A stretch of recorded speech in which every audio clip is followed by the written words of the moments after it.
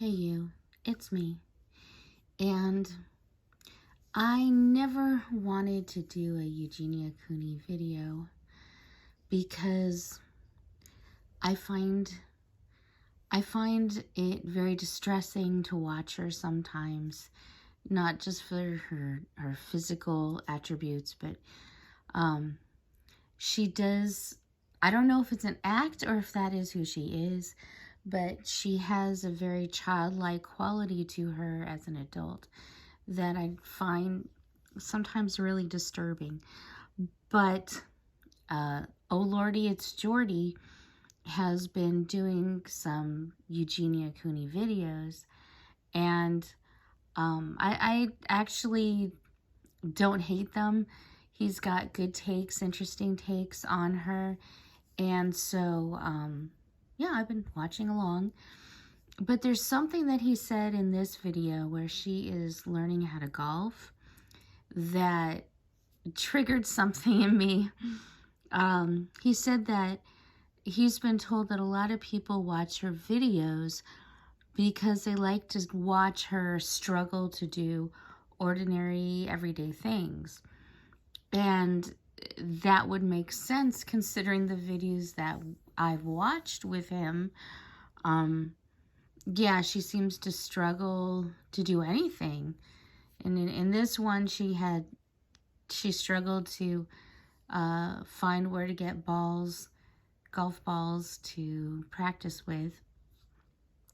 And that's not the kind of content that I would watch usually. I don't like to see people struggle like that. I don't mind. I know there's always a learning curve for things, and I understand that. I can be very ditzy and silly when I'm trying to learn something.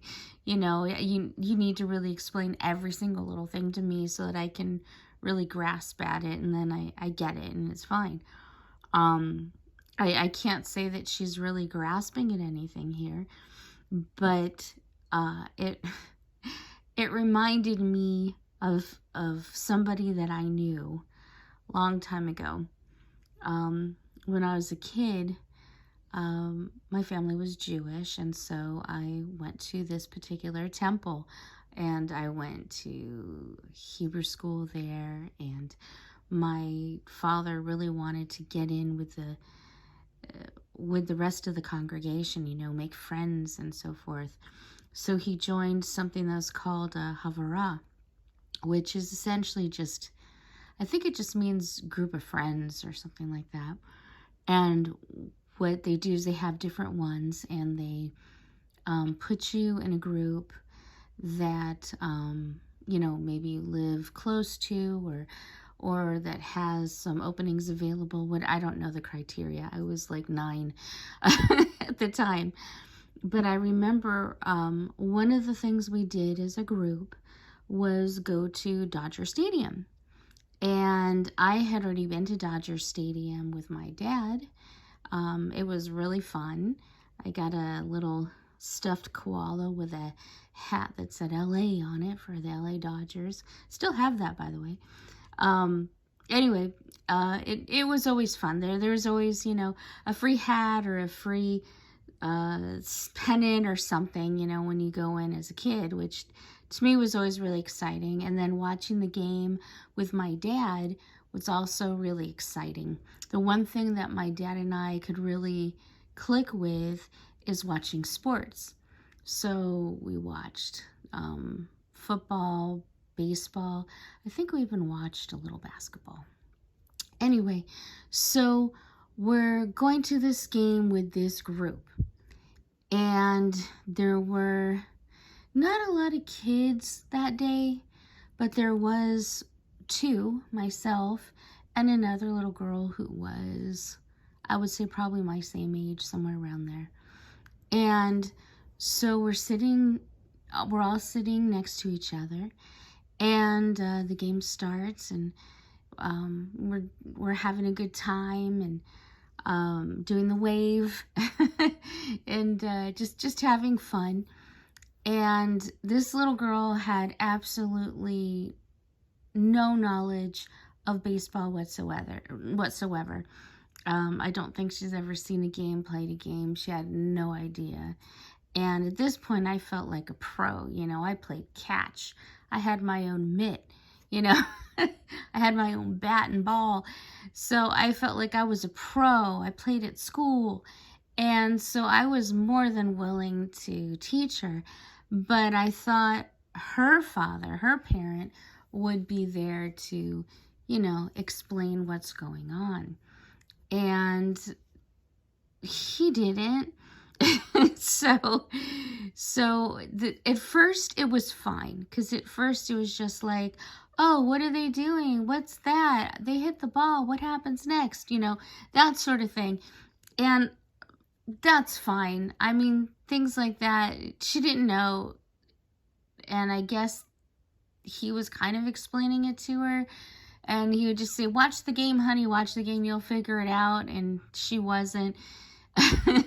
And then I guess the part that really got me is that the Dodgers were up to bat and they struck out. And she started cheering. And then the other team came up to bat and she started cheering. And then that team struck out and she cheered. And it went on like that the whole game. And I was going crazy because nobody was explaining much to her, or she just wasn't listening. And I just lost my patience, so I tried to just ignore her at that point.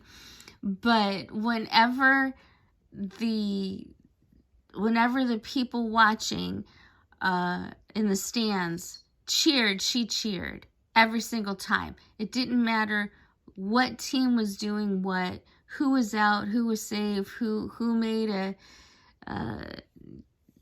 a point, who didn't. It didn't matter. She just cheered for everything. And thinking about it now, that's kind of sweet. You know, she was just trying to get into the game and learn about it, I guess. Or maybe she was just having fun and she just wanted to cheer when people cheer. I don't know. Maybe that's what it was. She was just trying to have some fun. But at the time, it drove me crazy. It really did. As a little kid, I was very impatient. And it just reminded me of Eugenia. You know, she knows nothing. She goes in, she asks a lot of questions. A lot of them don't even make sense. She's afraid to just go do something. And it reminded me so much of that little girl. And I haven't thought of that little girl. I don't remember her name, but I haven't thought of that little girl in so long. It's so long ago. But, oh man, she got on my nerves. And apparently she got on my dad's nerves too. We're a lot alike in that way. And we ended up leaving the game a little early and listening to the ending on the radio on the drive home. Because we just did. We didn't have the patience for it, I guess, and that's all there was. I didn't appreciate her enthusiasm. I just thought she was really annoying. And Eugenia is kind of like that as well. She seems very enthusiastic, but she's not really listening. She's not really paying attention. She's not really wanting to necessarily learn about anything. She just wants to go and do it as long as her mom's there, I guess, to hold her hand through it. And even the mother sounded a little irritated with her at times too. That's something that Jordy pointed out, and I absolutely agreed. I don't know. I try to stay off the topic of Eugenia because I feel like there's a lot of disturbing things going on there. And I hate to speculate, but they're very obvious, and it kind of makes me sad.